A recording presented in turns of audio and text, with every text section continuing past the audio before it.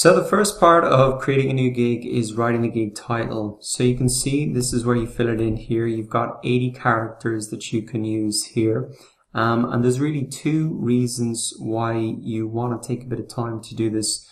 Number one is that you want to include the keyword of what you're offering so that Fiverr knows within its kind of own search engine, if people type in services here, that they know what your gig is about, and that can help put it in the right category and match it up to people's searches.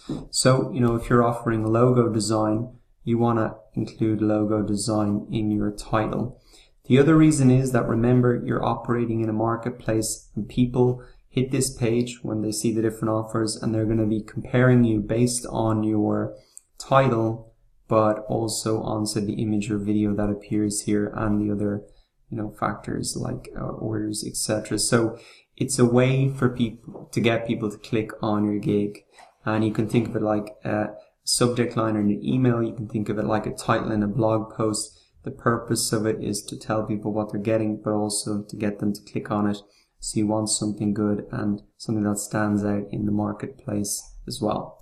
One thing that I think works well and what I recommend is that you focus on the result that your service will give them. So this is a great example. I will design 2 awesome logo design in 72 hours. So you're getting 2 logos in 72 hours. That's a great result, and that's a great offer as well. Let's have a look here. I'll create a unique logo, so it's not going to be maybe something that they banged out before. So that's a great kind of differentiating factor. If we remember back to the title that I wrote for the gig, for blog comments, it's genuine blog comments that add value. So that's really the result there.